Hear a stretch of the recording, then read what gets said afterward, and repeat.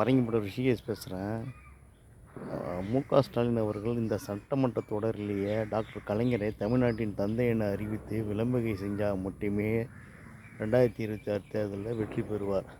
அதை விட்டு ஜாதியை மாத்திரம், ஊரை மாத்திரம், பேரை மாத்திரம், அதை மாத்திரம், இதை மாத்திரன்னு சொல்லிலாம் எது செஞ்சாலும் எடுபடாது. கலைஞர் அவ்வளோ மக்களுக்கு செஞ்சவர். அவரை நீங்கள் மறந்துட்டீங்க. அவருக்கு பேனா சின்னத்தை கூட கடலில் நிறுவ முடியாத நிலையில் இருக்கிறீங்க. அவர் மகனாக இருந்து ஆட்சி நடத்தலாம், அவரை போல் உங்களால் நிர்வாகம் நடத்த முடியவில்லை என்பதுதான் யதார்த்த உண்மை. இதை நான் சொல்லிக்கிறேன். கலைஞர் என்னுடைய மானசீக குரு. அவரை தமிழ்நாட்டின் தந்தை என அறிவித்தே ஆக வேண்டும். அவர் அறிவிக்க அந்த பெருமையை சேர்க்கறதால் மட்டும்தான் இன்றைக்கி எல்லாத்தையுமே சிறப்படை செய்ய முடியும். நீங்கள் நிர்வாகத்தில் தோல்வி தழுவிட்டீங்க.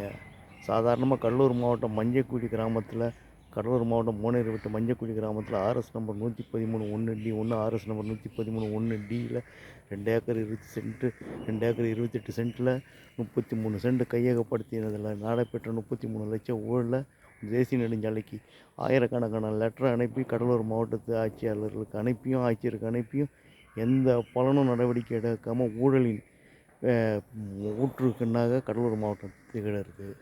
1000 கோடிக்கு மேலே ஊழல் பண்ணியிருக்கிறானுங்க கடலூர், தேசிய, நாகப்பட்டினம், விழுப்புரம் நெடுஞ்சாலையில். அதை இன்றைக்கி யாருமே கண்டுபிடிக்கல. லோகாயுக்தாக்கு அனுப்புனா கெடுகாலம் முடிஞ்சிச்சு. ஊழலுக்கு ஏரியா கெடுகாலம். இந்த மாதிரி நிர்வாகத்தை பண்ணிகிட்டு இருக்கிறீங்க. இதெல்லாம் நீங்கள் சரி பண்ணணும்னு சொன்னால் ஒரே ஒரு வழி தான்.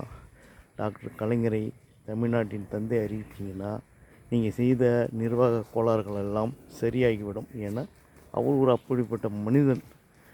அடுத்த தேர்தலில் அடுத்த நிர்வாகத்தையும் ஒழுங்காக செய்யுங்கன்னு தான் நான் கேட்டுப்போம்.